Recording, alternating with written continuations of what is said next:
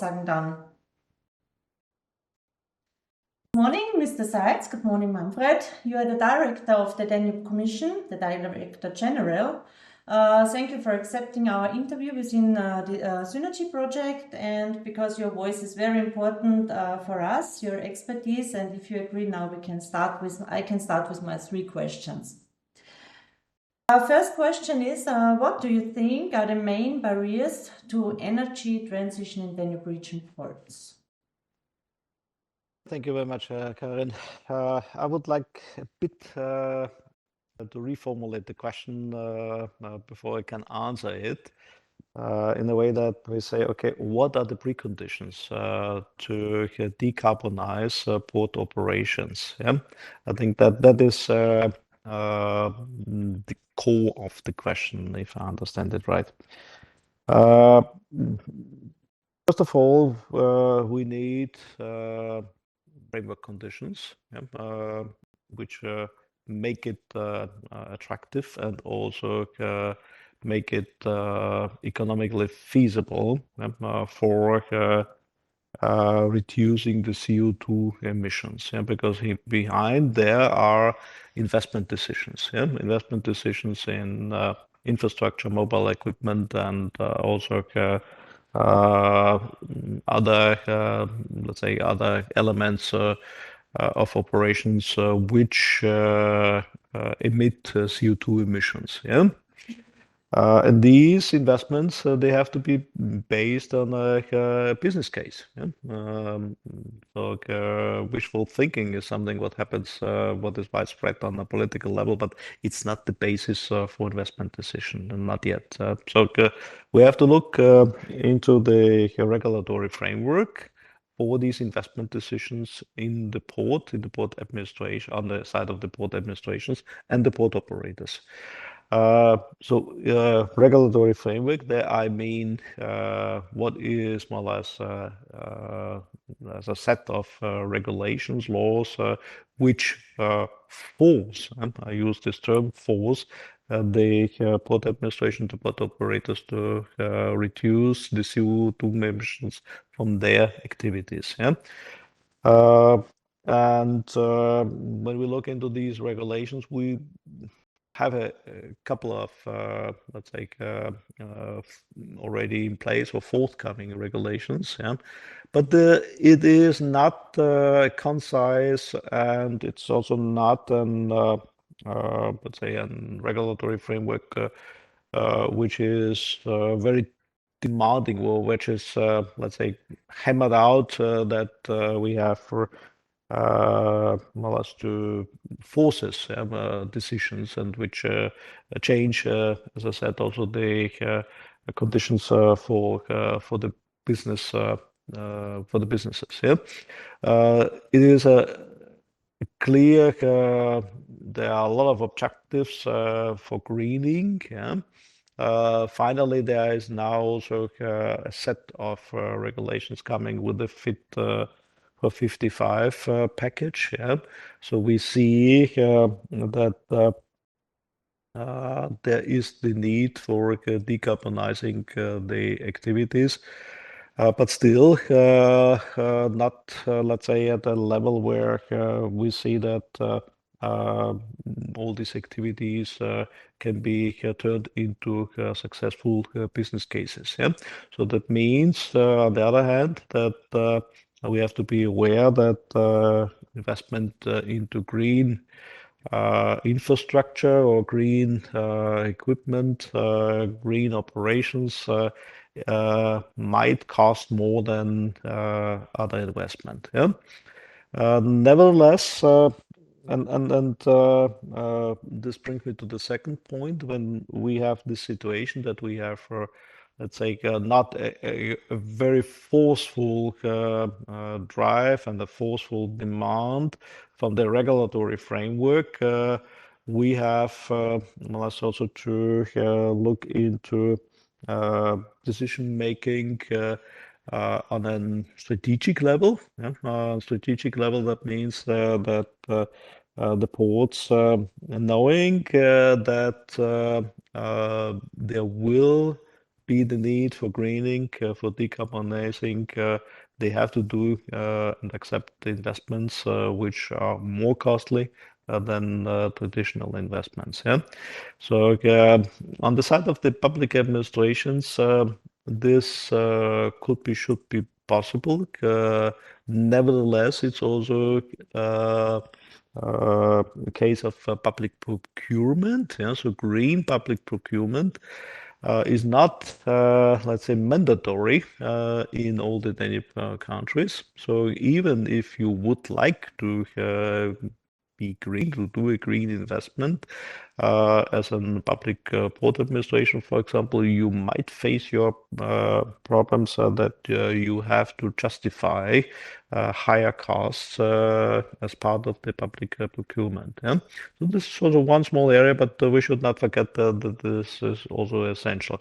So this means the ports will have to have a dedicated, and that's why I'm coming to the second point from the regulatory framework also to the homework of the ports, which have to be done. They need a strategy. They need a strategy how to green their investments and their operations. And the strategy usually has to come with an action plan and concrete projects.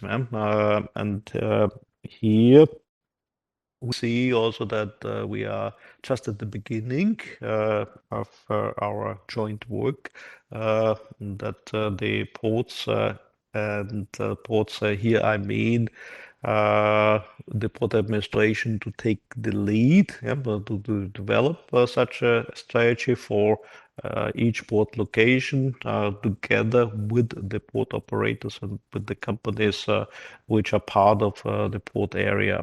So that is, I think, also in Asia, not having such a strategy, not having an action plan, not having then also defined those joint projects, yeah, to implement this action plan. This is then at the moment a barrier, yeah? Because you cannot green without having a bigger picture, having the vision broken down in let's say agreed action plans. Agreed, I mean also by the board of the administration, by the owner of the ports, and also within the port operating companies. So this is a long answer to a short question, but main barriers are, make it then short, the lack of a complete regulatory framework, which makes it mandatory to green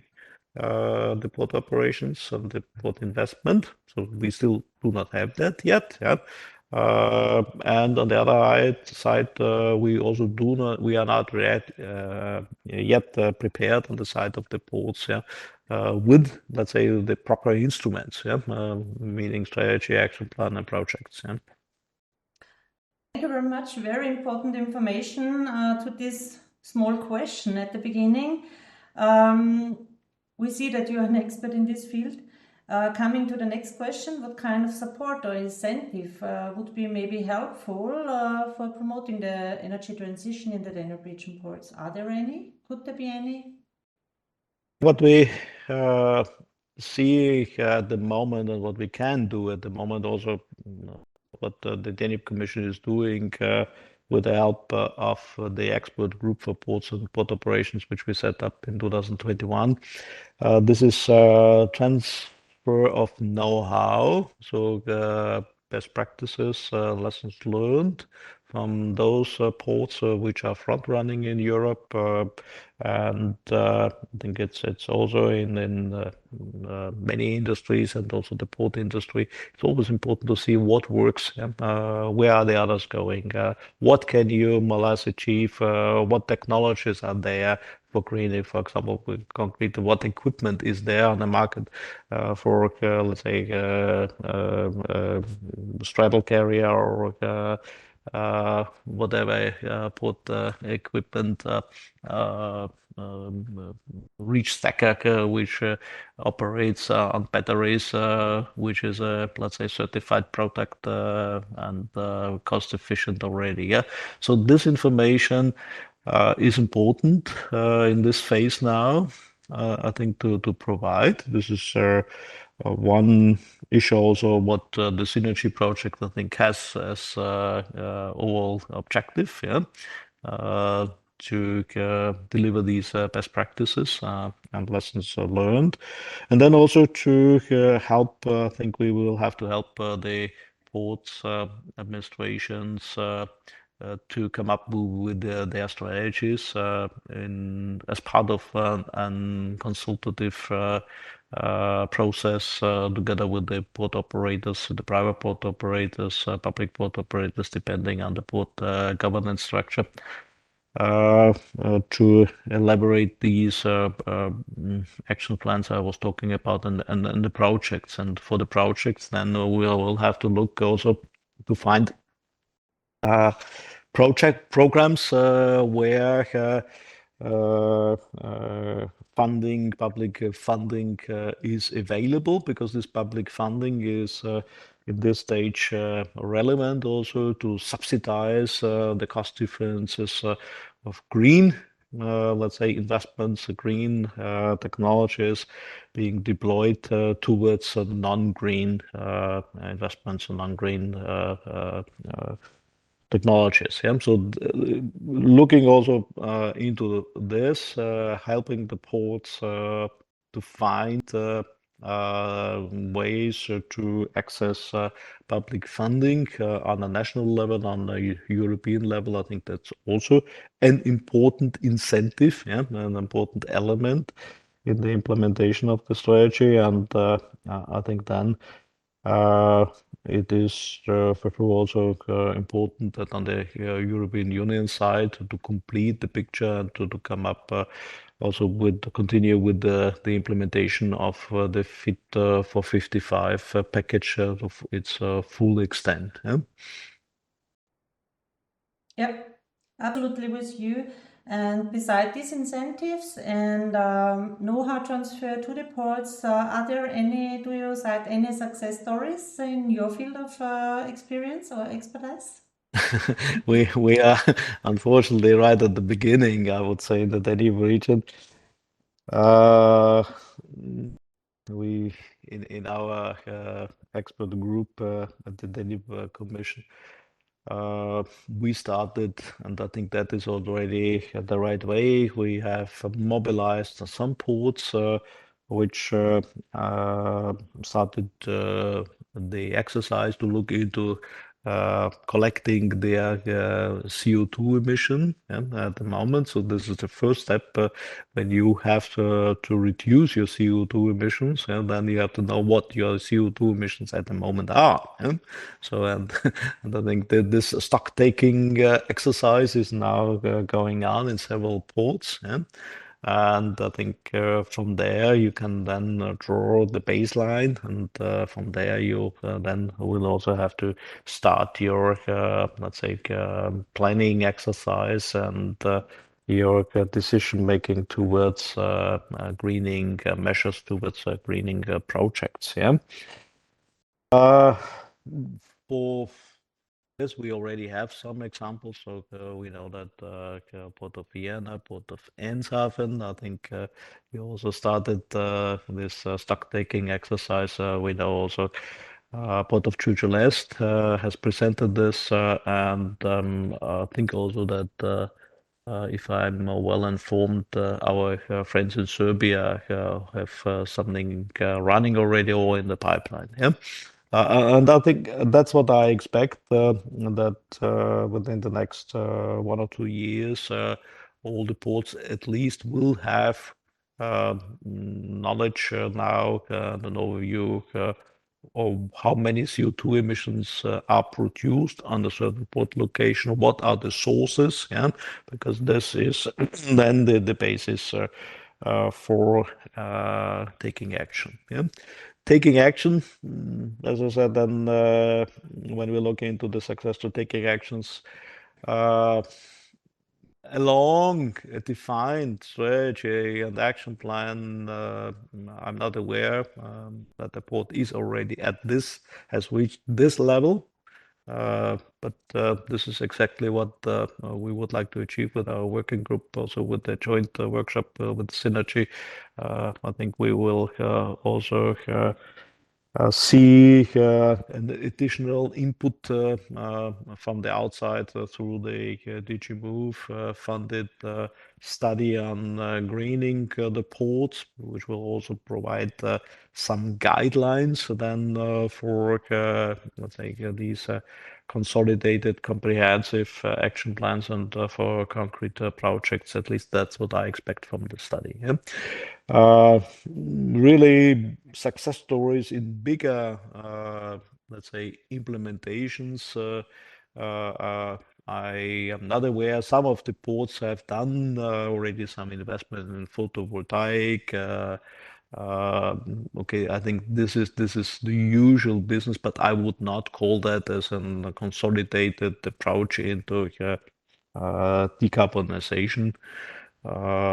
These are measures where I think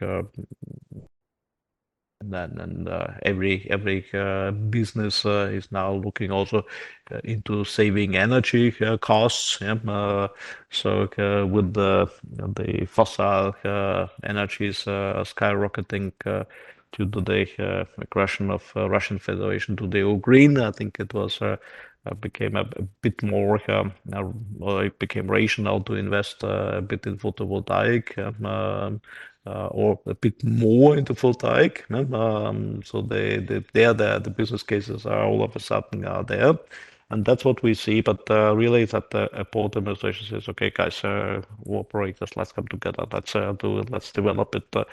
How do we really achieve this reduction of 55% of CO2 emissions till the year 2020-30? I think at the moment this does not exist yet in the Danube region, but this is exactly what we would like to have to achieve, and that's also why we started this initiative from the side of the Danube Commission within the expert group some port operations, that we say, okay, let's send out a political signal with this joint statement for decarbonization of the ports and port operations, and let's make this as our own joint work for the next years. Super. Thank you very much. We see that the inland ports are at the first step, we can say, at the beginning, and yeah, going step by step forward. Yeah, I'm confident that we put the boat into the water, the vessel into the water. Once in the water, then I think we can push now the button, start the engines. Once the engines are there, then I think the vessel will take, let's say, make progress. Yeah. Okay. The aims are clear. Yeah. So the aims are coming from the European Union perspective, the climate goals, and all the countries are committed to these goals, no matter if they are EU members or non-EU members, and that's why we know where to head. Yeah. We, as I said, we still have to push the button, and then let's say also to have a powerful engine behind, and then we will reach the goal. Yeah. Okay, thank you very much for taking your time and giving your input, your very good expertise into the project Synergy. And yeah, thank you very much, and good luck for the next steps in the project. Thank you. Bye. Bye.